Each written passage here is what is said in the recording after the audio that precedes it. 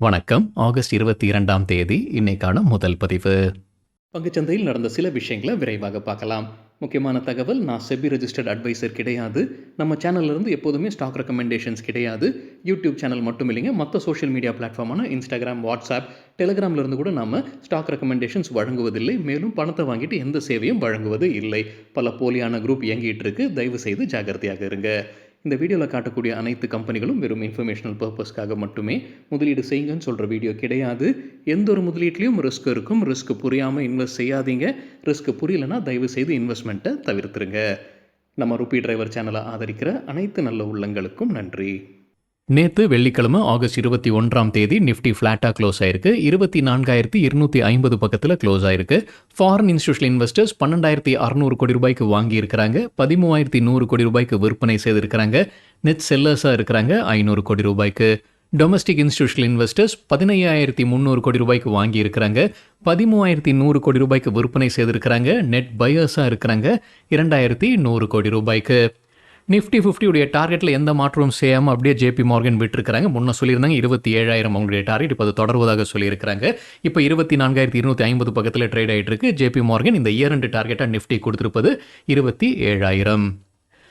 மகாராஷ்டிரா மும்பையில் மெக்டானல்ட்ஸுடைய ஒரு கிளை மூடப்பட்டிருக்கு. ஹாட் கேசல் ரெஸ்டாரண்ட்ஸ் பிரைவேட் லிமிடெட் தான் இந்த நடத்திக்கிட்டு இருக்காங்க. வெஸ்ட்லைஃப் ஃபுட்வேர்ல்டுடைய மற்றொரு நிறுவனம் தான் நினைக்கிறாங்க ஹாட் கேசல். எனக்கு முறை அதை சரி பார்க்க வேண்டும். அதே குற்றச்சாட்டு தாங்க, அவங்க தரமற்ற உணவை வழங்கிட்டு இருக்கிறாங்க. சுகாதாரம் இன்மை அது ஒரு முக்கிய குற்றச்சாட்டாக இருந்துகிட்டு இருக்கு. அண்மையில் நம்ம செய்தி பார்த்துக்கிட்டு இருக்கோங்க. மகாராஷ்டிரா மற்றும் கர்நாடகாவில் ஃபுட் அண்ட் ட்ரக் அட்மினிஸ்ட்ரேஷன் மற்றும் ஃபுட் சேஃப்டி டிபார்ட்மெண்ட் நிறைய இன்ஸ்பெக்ஷன் நடத்துகிறாங்க, நிறைய லைசன்சஸ் ரத்து பண்ணுறாங்கன்னு. அதோடைய பாகமாக இப்போ இந்த மெக்டானல்ட்ஸும் அவங்க மூடி இருக்கிறாங்கன்ற செய்தி வெளியாகி இருக்கு. மத்திய அரசு ஒரு புது ஊக்கத்திட்டத்தை அறிவிச்சிருக்கிறாங்க. ஃபோன்ஸை இந்தியாவில் உற்பத்தி செய்வதற்காக இந்த திட்டத்தை கொண்டு வராங்க. 62,500 கோடி ரூபாய்க்கான திட்டம் mobile manufacturing scheme, mobile phone manufacturing scheme MPMS. இதிலான ஒரு கண்டிஷன் என்னன்னா, இந்தியன் கம்பெனிஸ் இதில் பங்கெடுக்கணும் அப்படின்னா அவங்களுடைய டேர்ன் ஓவர் 10,000 கோடி ரூபாயாக இருக்க வேண்டும் குறைந்தபட்சம். அதாவது நிதியாண்டு 2026 அவங்களுடைய டேர்ன் ஓவர் 10,000 கோடி ரூபாயாக இருக்க வேண்டும்ன்ற குறைந்தபட்சம் அந்த ஒரு கண்டிஷன் வைத்திருக்கிறாங்க. ஸோ ஊக்கத்தொகை வழங்குறாங்க.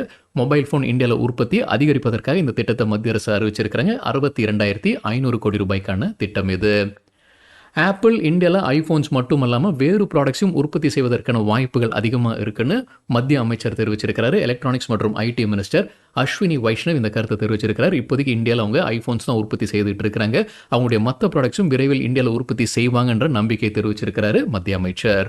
மகாராஷ்டிரா டிரான்ஸ்போர்ட் மினிஸ்டர் ஒரு அப்டேட் கொடுத்திருக்கிறாரு. புதிதாக 5,000 எலக்ட்ரிக் பஸ்ஸஸ் அவங்க சேர்க்க இருக்கிறாங்க. அடுத்த 6லிருந்து 8 மாதத்திற்குள்ளார கொண்டு வர இருப்பதாக சொல்லியிருக்காங்க. ஏற்கனவே ஆர்டர் கொடுத்துருக்காங்களா, புதிதாக ஆர்டர் பிளேஸ் பண்ண போகிறாங்கன்ற தகவல் இல்லைங்க. ஆனால் புதிதாக 5,000 எலக்ட்ரிக் பஸ்ஸஸ் தேவை இருக்குது. அது கொண்டு வர போகிறதாக சொல்லியிருக்காங்க. தட்டுப்பாடு இருக்குது. ஸோ கொண்டு வர போகிறதாக சொல்லியிருக்காங்க மகாராஷ்டிரா டிரான்ஸ்போர்ட் மினிஸ்டர்.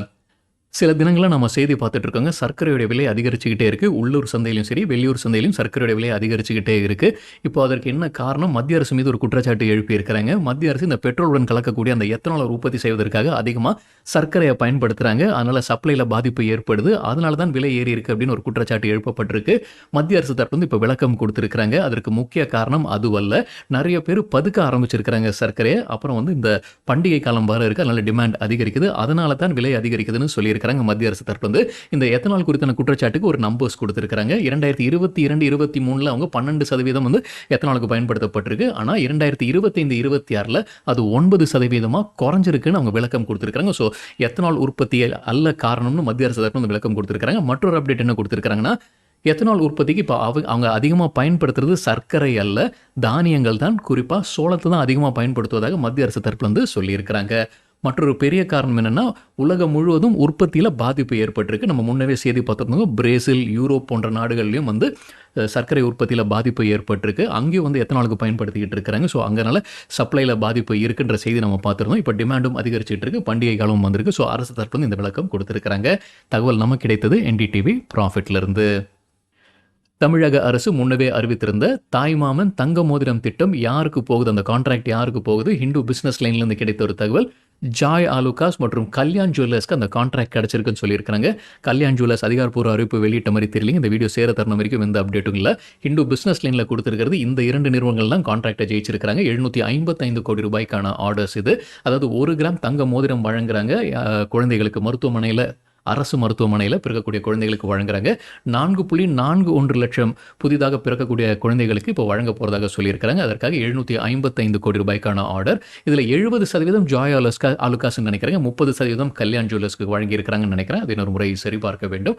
முதல் 4 மாதத்தில் 1,28,500 மோதிரங்கள் உற்பத்தியாகும்ன்றதான் எதிர்பார்ப்புன்னு ஹிந்து பிஸ்னஸ் லைனில் அப்டேட் கொடுத்துருக்காங்க. ஸோ இந்த கான்ட்ராக்டை இப்போ ஜாய் ஆலுகாஸ் மற்றும் கல்யாண் ஜுவல்லர்ஸ் லிஸ்டட் கம்பெனி அவங்க ஜெயிச்சிருக்கிறாங்க. கிராசிம் இண்டஸ்ட்ரீஸ் குறித்தான ஒரு அப்டேட். அவங்களுடைய 79வது ஆனுவல் ஜெனரல் மீட்டிங் நடைபெற்றது. அதில் அவங்களுடைய தலைவர் சொல்லியிருக்கிறாரு, குமார் மங்கலம் பிர்லா சில கருத்துக்கள் தெரிவிச்சிருக்கிறாரு. 2027 நிதியாண்டில் அவங்களுடைய ரெவென்யூ இலக்கு அவங்க வைத்திருப்பது 2 லட்சம் கோடி ரூபாய். ஒப்பிட்டுக்காக 2026 நிதியாண்டில் அவங்களுடைய கன்சாலிடேட்டட் ரெவென்யூ 1.75 லட்சம் கோடி ரூபாயாக இருந்தது. 2027 அவங்க வைத்திருக்கக்கூடிய இலக்கு 2 லட்சம் கோடி ரூபாய்.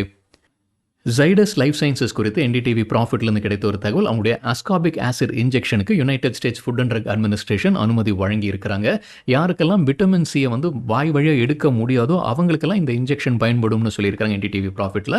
இந்த மருந்து வதோதரா ஆலையிலிருந்து உற்பத்தி செய்ய போகிறதாக அப்டேட் கொடுத்துருக்காங்க.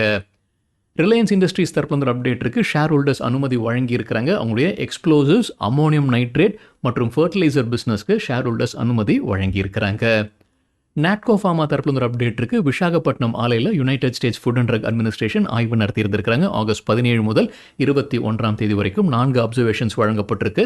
விரைவில் சரி செய்யப்படும்னு சொல்லியிருக்கிறாங்க நாட்கோ ஃபார்மா. ஆரோபிந்தோ ஃபார்மா தரப்புல ஒரு அப்டேட் இருக்கு. தெலங்கானாவில் இருக்கக்கூடிய அவங்களுடைய சப்சிடி நிறுவனத்துடைய பேர் ஆரோ பெப்டைட்ஸ். அவங்களுடைய ஆலையில் இவங்க சோதனையை நடத்தி இருந்திருக்காங்க. ஆகஸ்ட் 17 முதல் 21 வரைக்கும் ஒரு அப்சர்வேஷன்ஸ் கொடுத்துருக்காங்க. விரைவில் சரி செய்யப்படும்னு சொல்லியிருக்கிறாங்க ஆரோபிந்தோ ஃபார்மா. பெங்களூரு ஏர்போர்ட்டில் யூசர் டெவலப்மெண்ட் ஃபீல மாற்றங்கள் கொண்டு வர இருக்கிறாங்க. கெம்பகோடா இன்டர்நேஷனல் ஏர்போர்ட்டில் இந்த யூடிஎஃப் யூசர் டெவலப்மெண்ட் ஃபீ மாற்றங்கள் செப்டம்பர் 1ஆம் தேதி முதல் அமலுக்கு வருது. முன்ன எப்படி இருந்தது, அதாவது இப்போ எப்படி இருக்குன்னா, டிபார்ட்டிங் பேசஞ்சர்ஸ்க்கு மட்டும்தான் யூடிஎஃப் இருந்தது, யூசர் டெவலப்மெண்ட் ஃபீ இருந்தது. அரைவிங் பேசஞ்சர்ஸ்க்கு யூடிஎஃப் இல்லை. யூடிஎஃப்னா நம்ம தனியாக ஃபீஸ் கட்ட வேண்டிய அவசியம் இல்லைங்க. அதெல்லாமே டிக்கெட்லேயே அவங்க எடுத்துக்கிடுவாங்க. நம்ம ஃப்ளைட் டிக்கெட் புக் பண்ணும்போது அதை எடுத்துக்கிடுவாங்க. இப்போ அந்த ஏர்போர்ட்டில் யாரெல்லாம் அரைவிங் பேசஞ்சர்ஸாக இருக்காங்களோ அவங்களுக்கும் இப்போ இந்த யூடிஎஃப் போட இருக்கிறாங்க, இந்த ஃபீ போட இருக்கிறாங்க. அதே நேரத்தில் டிபார்ட்டிங் பேசஞ்சர்ஸ்க்கு யூடிஎஃப் குறைச்சிருக்கிறாங்க. தகவல் நம்ம கிடைத்தது மணி கண்ட்ரோல் இருந்து.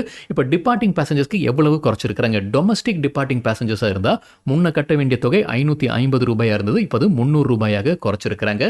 இன்டர்நேஷனல் டிபார்ட்டிங் பேசஞ்சராக இருந்தால் முன்ன இருந்தது 1500, இப்போ 997 குறைச்சிருக்கிறாங்க. ஸோ நல்லாவே குறைச்சிருக்கிறாங்க டிபார்ட்டிங் பேசஞ்சர்ஸ்க்கு. இப்போ அரைவிங் பேசஞ்சர்ஸ்க்கு புதிதாக இந்த யூடிஎஃப் கொண்டு வந்திருக்காங்க, இந்த ஃபீயை கொண்டு வந்திருக்காங்க. எவ்வளோ கொண்டு வந்திருக்காங்கன்னா, டொமஸ்டிக் அரைவிங் பேசஞ்சர்ஸ்க்கு 125 ரூபாய், இன்டர்நேஷனல் அரைவிங் பேசஞ்சர்ஸ்க்கு 426 ரூபாய் போட்டிருக்கிறாங்க.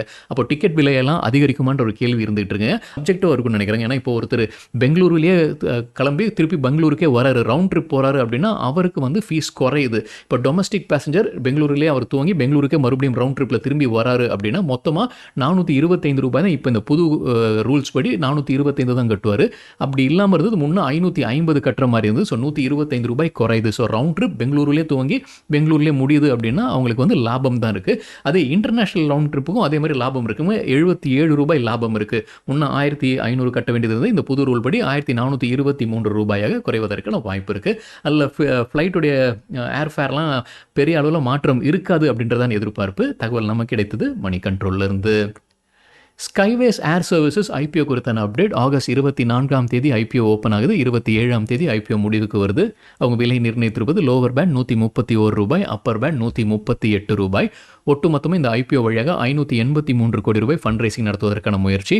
ஃப்ரெஷ் இஷ்யூ வழியாக கிட்டத்தட்ட 400 கோடி ரூபாயும், ஆஃபர் ஃபார் சேல், அதாவது ஆல்ரெடி எக்ஸிஸ்டிங் ஷேர் ஹோல்டர்ஸ் விற்பனை செய்வது 184 கோடி ரூபாயும் ஃபண்ட் ரைசிங் நடத்துவதற்கான முயற்சியில் இருக்கிறாங்க ஸ்கைவேஸ் ஏர் சர்வீசஸ். BSE குறித்து மணி கண்ட்ரோல்லேருந்து கிடைத்த தகவல். வெள்ளிக்கிழமை மறுபடியும் வீழ்ச்சியாக பார்த்துருந்துருக்குங்க BSE NSEல லிஸ்ட்டாக இருக்குது. ஸோ BSEயோடைய ஷேர்ஸ் விழுந்துகிட்டே இருக்குது. அதுக்கு ஒரு முக்கிய காரணம் என்னென்னா, ஒரு செய்தி இருந்துகிட்டு இருக்குங்க. NSE IPO முடிஞ்சு லிஸ்ட் ஆகிறது BSEல தான் லிஸ்ட் ஆகும். அதுதான் ரூல்ஸ் படி. ஆனால் சொந்த எக்ஸ்சேஞ்சில் லிஸ்ட் பண்ண முடியாது, கான்ஃப்ளிக்ட் ஆஃப் இன்ட்ரெஸ்ட் இருக்குது. இருந்தாலும் ட்ரேடிங் NSEல நடப்பதற்கான வாய்ப்பு இருக்குது. அதற்கான அனுமதியை செபி கிட்டேருந்து NSE வாங்குவாங்க அப்படின்ற ஒரு நியூஸ் இருந்துகிட்டு இருக்குங்க. அந்த நியூஸ் வந்ததுலேருந்து BSEயோடைய ஸ்டாக்கில் ஒரு பாதிப்பு இருந்துகிட்டு இருக்கு. இந்த செய்தி நம்ம முன்னே பார்த்துருந்தோம். ஏன்னா வால்யூம் குறைய ஆரம்பிக்கும். இப்போ BSEல மட்டும்தான் எக்ஸ்க்ளூசிவாக ட்ரேட் ஆகும் அப்படின்னா அந்த வால்யூம் எல்லாமே BSEக்கு தான் போகும். ஆனால் NSEலையும் ட்ரேட் ஆகும்னா அந்த வால்யூம் கொஞ்சம் அங்கே போக ஆரம்பிச்சிடும். ஸோ BSEக்கு பாதிப்பு இருப்பதற்கான வாய்ப்புகள் இருக்குது. Hindustan Zinc நிறுவனத்திற்கு HSBC தொடர்ந்து பை ரேட்டிங். எதிர்பார்க்குற டார்கெட் 770. இப்போ 600 பக்கத்தில் ட்ரேட் ஆகிட்டு இருக்கு Hindustan Zinc. Caplin point laboratories தரப்புல வந்து அப்டேட் இருக்கு. கம்பெனியுடைய சப்சிடரி நிறுவனம் தான் கேப்லின் ஸ்டெரைல். அவங்களுடைய கும்மிடிப்பூண்டி ஆலையில் United States Food and Drug Administration ஆய்வு நடத்தியிருந்திருக்காங்க. ஆகஸ்ட் 13 முதல் ஆகஸ்ட் 21 வரைக்கும் 10 அப்சர்வேஷன்ஸ் வழங்கப்பட்டிருக்கு. விரைவில் சரி செய்யப்படும்னு சொல்லியிருக்கிறாங்க கேப்லின் பாயிண்ட் லேபரேட்டரிஸ். இந்திய ரூபாயின் மதிப்பு $டாலருக்கு நிகராக வெள்ளிக்கிழமை 3 பைசா கிரீனில் க்ளோஸ் ஆயிருக்கு. 95.71 லெவலில் க்ளோஸ் ஆயிருக்கு. இந்திய ரூபாயின் மதிப்பு $டாலருக்கு நிகராக. பேஸ் டிஜிடெக் வெள்ளிக்கிழமை 3% அதிகரித்தது. கம்பெனி தரப்பு ஒரு அப்டேட் இருக்குது. அவங்களுக்கு ஒரு பேட்டரி எனர்ஜி ஸ்டோரேஜ் சிஸ்டம்க்கான ஆர்டர் கிடைச்சிருக்கு. அதோடைய மதிப்பு $93 கோடி. கல்பா பவர் கிட்டேருந்து கிடைத்த கான்ட்ராக்ட்னு சொல்லியிருக்கிறாங்க பேஸ் டிஜிடெக். புருவாங்கரா வெள்ளிக்கிழமை நல்லா பர்ஃபார்ம் பண்ணியிருக்காங்க. இன்ட்ராடேல வெள்ளிக்கிழமை 5% அதிகரித்தது. கம்பெனியுடைய சப்சிடரிக்கு சென்னையிலேருந்து ஒரு கான்ட்ராக்ட் கிடைச்சிருக்கு. சப்சிடரியுடைய பேர் ஸ்டார்வர்த் இன்ஃப்ராஸ்ட்ரக்சர். $175 கோடி கான்ட்ராக்ட் சென்னையில் அவங்களுக்கு கிடைச்சிருக்கு. நவீன் ஃப்ளூரின் இன்டர்நேஷனலுக்கு கோட்டக் இன்ஸ்டிடியூஷனல் எக்விட்டிஸ் தொடர்ந்து செல் ரெக்கமெண்டேஷன். எதிர்பார்க்குற டார்கெட் $5250. இப்போ 8200 பக்கத்தில் ட்ரேட் ஆகிட்டு இருக்கு Naveen fluorine international. JBM auto குறித்து எக்கனாமிக் டைம்ஸ்லேருந்து கிடைத்த ஒரு தகவல். எக்கனாமிக் டைம்ஸில் ஒரு செய்தி வந்ததுங்க. JBM ஆட்டோவில் பெயின் கேபிட்டல் முதலீடு செய்திருக்கிறாங்க. குறிப்பாக JBM ஆட்டோடைய எலக்ட்ரிக் வெஹிக்கிள் பிஸ்னஸில் அவங்களுடைய சப்சிடி நிறுவனம் இருக்குது. அந்த எலக்ட்ரிக் வெஹிக்கிள் பிஸ்னஸில் $2850 கோடி பெயின் கேபிட்டல் முதலீடு செய்வதற்கான வாய்ப்பு இருக்குது. அதற்கான பேச்சுவார்த்தை நடந்துகிட்டு இருக்குன்னு எக்கனாமிக் டைம்ஸில் தகவல் வெளியானது. இந்த செய்திக்கு கம்பெனி தரப்பு விளக்கம் கொடுத்துருக்காங்க. அவங்க ஆமானும் சொல்ல இல்லைன்னு சொல்ல. இந்த மாதிரியான இன்வெஸ்ட்மெண்ட் ப்ரோபோசஸ் நிறைய போய்கிட்டே தான் இருக்கும். அதெல்லாம் இப்போ டிஸ்க்ளோஷர் ஸ்டேஜில் எதுவும் இல்லைன்னு JBM ஆட்டோ தரப்புலேருந்து சொல்லியிருக்கிறாங்க. அப்போலோ மைக்ரோ சிஸ்டம்ஸ் தரப்பு அப்டேட் இருக்குங்க. நம்ம முன்னே பார்த்துருந்த ஒரு செய்தி, இந்த ஆண்டு ஜூலை மாதத்திலே அவங்க ப்ரீமியர் எக்ஸ்ப்ளோசிவ்ஸை வாங்குறாங்க. அதாவது 41% ஸ்டேக் $1550 கோடி வாங்குறாங்கன்ற செய்தி நம்ம பார்த்துருந்தோம். செபி விதிகள் படி ஒரு கம்பெனியுடைய கண்ட்ரோலிங் மேனேஜ்மெண்ட் மாறும்போது ஓப்பன் ஆஃபர் வழங்க வேண்டும். அதாவது பப்ளிக் ஷேர்ஹோல்டர்ஸ் 26% ஸ்டேக்கை வாங்குவதற்கான ஓப்பன் ஆஃபர் அவங்க வழங்க வேண்டும். இப்போ அதை செய்திருக்கிறாங்க அப்போலோ மைக்ரோ சிஸ்டம்ஸ். அதற்கு செபி அனுமதி வழங்கி இருக்கிறாங்க. எவ்வளவு வாங்குறாங்கன்னா கிட்டத்தட்ட 1.39 கோடி ஈக்விட்டி ஷேர்ஸ், அதான் அந்த 26% ஸ்டேக்காக வருதுங்க. ஸோ அவ்வளோ வாங்குவதற்கான ஓப்பன் ஆஃபர் வழங்கியிருக்கிறாங்க. அவங்க நிர்ணயித்திருக்கிற விலை இங்கே தான் ட்விஸ்ட் இருக்குங்க. விலை வந்து 698. கடைசியாக ட்ரேட் ஆகிட்டு இருக்கிற விலை ப்ரீமியர் எக்ஸ்ப்ளோசிவ்ஸ்க்கு 665. நம்ம பெரும்பாலும் பார்த்துருக்கோங்க இந்த மாதிரி நடக்கும்போது என்ன விலை இப்போ இருக்கோ அதை காட்டிலும் குறைவாக தான் விலையை நிர்ணயித்துட்டு இருக்கிறாங்க. நம்ம இப்போ பெரும்பாலும் மற்ற கம்பெனிஸ் எல்லாம் பார்க்கும்போது, ஆனால் இந்த கம்பெனி பார்க்கும்போது அதிகமாக நிர்ணயித்திருக்கிறாங்க. 665 இப்போ ட்ரேட் ஆகிட்டு இருக்கிறது.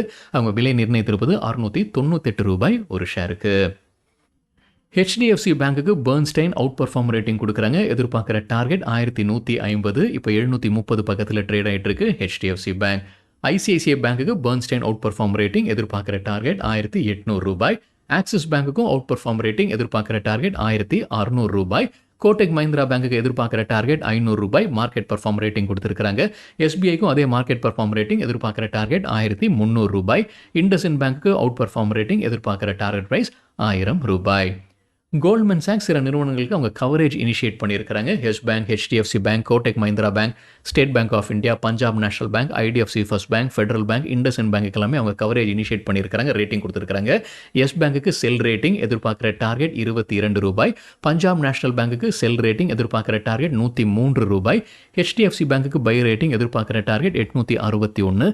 ஆக்சிஸ் பேங்குக்கு பை ரேட்டிங். எதிர்பார்க்குற டார்கெட் 1477. ஃபெடரல் பேங்குக்கு பை ரேட்டிங். டார்கெட் 425.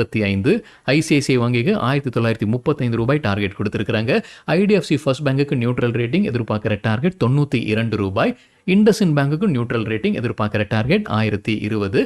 கோட்டக் மஹிந்திராக்கு பை ரேட்டிங். எதிர்பார்க்கிற target $509. Gainers with high volume பட்டியல். இது வெள்ளிக்கிழமைக்கான டேட்டா. வெல்ஸ்பன் கார்பரேஷன் 15% அதிகரித்தது. நம்ம ஒரு செய்தி பார்த்துருந்தோம்னு நினைக்கிறேன். ஒரு பெரிய கான்ட்ராக்ட் கிடைச்சது கம்பெனிக்கு USAலேருந்துன்றது. அர்பன் கம்பெனி 9% அதிகரித்தது. JBM ஆட்டோ 8%, ஜிண்டால் சா 8%, NCC 7%, IIFL ஃபினான்ஸ் 7%, கார்ட்ரேட் டெக்னாலஜி சில தினங்களில் கார்ட்ரேட் டெக்னாலஜி நல்லா பர்ஃபார்ம் பண்ணிட்டு இருக்குன்னு நினைக்கிறேன். 6% அதிகரித்தது. Reliance power 6%, prime focus 5%, transformers and ரெக்டிஃபயர்ஸ் 5%, Vedanta 4% அதிகரித்தது. லூசர்ஸ் வித் ஹை வால்யூம் பட்டியலில் கிரெடிட் ஆக்சிஸ் கிராமின் 3% விழுந்தது. Aadhaar housing 3%, CCL products 3%, Aditya Birla real estate 3% வீழ்ச்சி, பிரிட்டானியா 3%, பல்ராம்பூர் சீனி மில்ஸ் 5% விழுந்தது. சுகர் ஸ்டாக்ஸ் வெள்ளிக்கிழமை ஒரு வீழ்ச்சியாக பார்த்துருந்தாங்க. நம்ம செய்தி பார்த்துருந்தோம். அரசு டியூட்டி ஃப்ரீ இம்போர்ட் ஃப்ரீயாக சர்க்கரையை இறக்குமதி செய்யலாம். அக்டோபர் கடைசி வரைக்கும் அவங்க இறக்குமதி செய்யலாம்னு ஒரு விதியை கொண்டு வந்திருக்கிறாங்க. அது ஒரு முக்கிய காரணமாக இருந்திருக்கலாம் சுகர் ஸ்டாக்ஸ் வெள்ளிக்கிழமை விழுந்ததற்கு. சரிங்க, இதுதான் சில விஷயங்கள் என்னுடைய பார்வைக்கு எட்டியது. நன்றி, வணக்கம்.